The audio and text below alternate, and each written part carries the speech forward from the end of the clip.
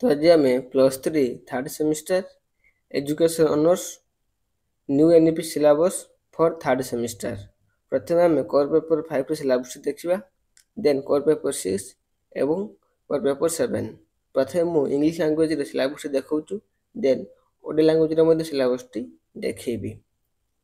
प्रथम core paper 5 कौन आसुची assessment and evaluation in education. Unit 1 कौन आसुची assessment and evaluation in education. एवं तार स्कोप गुड़िक देती जो स्टॉप करके पढ़ी नियंतु। मुझे डेस्क्राइब कर वीडियो लंग हो। तो यूनिट 2 कौन देती इंट्रोडक्शनल लर्निंग ऑब्जेक्टिव्स। यूनिट 3 कौन देती tools and technique of assessment and construction of test. Unit 4 कौन देती characteristics of good test. Okay, then core paper 6 को आसवा। कोर पेपर 6 रे कौन देती historical basis of Indian education. Unit 1 कौन अच्छी education during ancient period. Unit 2 रे कौन अच्छी education during medieval period. Then next को जीवा यूनिट 3 को जीवा education during colonial period. Unit 4 कौन देती education during post independent period. Okay, then आम कोर पेपर 7 को आसवा educational thinkers of modern India. तो यूनिट 1 कौन देती contribution of Swami Dayanand Saraswati and Swami Vivekananda. Part 1 part 2 demo देती वीडियो स्टॉप करके पढ़ी नियंतु। देन यूनिट 2 को जीवा से कौन देती contribution of Mahatma Gandhi and Gopabandhu Das. Part 1 part 2 demo दि जाए। यूनिट 3 कौन अच्छी रवींद्रनाथ टैगोर एंड श्री अरविंद। यूनिट 4 को जीवा ए कौन अच्छी महात्मा ज्योतिबा फुले एंड गिजु भाई बधेका।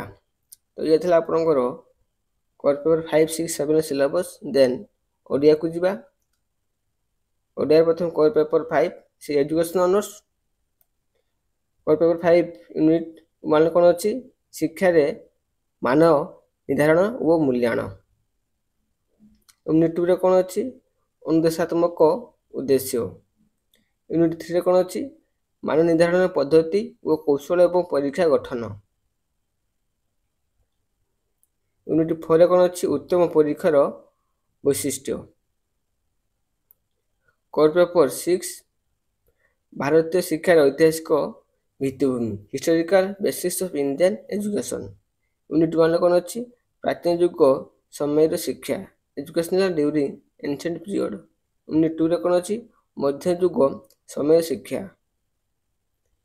यूनिट 3 रे कौन अच्छी उपनिवेश समय शिक्षा एजुकेशन ड्यूरिंग कॉलोनियल पीरियड।